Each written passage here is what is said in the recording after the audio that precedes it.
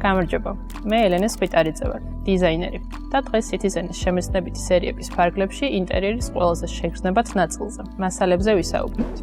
Რომ დავისესხოთ ბუნებას, რომელიც თავისი ფერებითა თუ ტექსტურებით უდიდეს შთაბეჭდილებას ახდენს ჩვენზე, მივხვდებით, რომ ინტერიერის დიზაინით ზუსტად იგივე პრინციპით მუშაობს. მოდით ვისაუბროთ ბუნებრივ მასალებზე. ყველა ბუნებრივ მასალას თავისი ხასიათი აქვს. და შესაბამისად ამ მასალების ინტერიერში გადმოტანაც პირდაპირ პროპორციულად აისახება ჩვენს განწყობაზე. მაგალითად თქვა, საუკუნეების განმავლობაში ინტერიერის შეუცვლელი მასალაა, რომელიც სიმტკიცისა და სტაბილურობის განცდას გვაძლევს. მეცნიერები ვარაუდობენ, რომ ეს ჩვენი მწინაპრების გამოქვაბულებში ცხოვრების მოგონებაა, რომელიც დაცულობის განცდას გვიბრუნებს. დღეს ქვა გამოიყენება როგორც კედლების და იატაკის მოსაპირკეთებელ, ისე ავეჯის დასამზადებელ მასალად.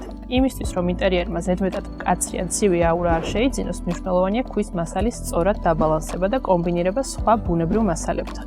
ხე კი სითბოსთან, კომფორტთან და ემოციურ ბალანსთან ასოცირდება. მასთან როგორც შეხებას, ისე სუნს დამამშვიდებელი ეფექტი აქვს ჩვენზე.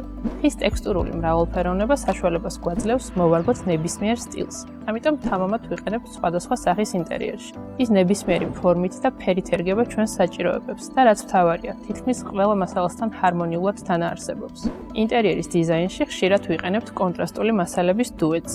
ხე და მეტალი, ქვა და ტექსტილი, ან ბეტონი და ცოცხალი მცენარეები. ამ კომბინაციებით შეგვიძლია საკმაოდ ეფექტური შედეგი მივიღოთ. გასათვალისწინებელია, რომ ერთ სივრცეში სხვადასხვა ფაქტურის თუნდაც ერთი და იგივე მასალის ხშირმა გამოყენებამ შეიძლება დიზაინში ქაოსი შემოიტანოს. და რომ შევაჯამოთ.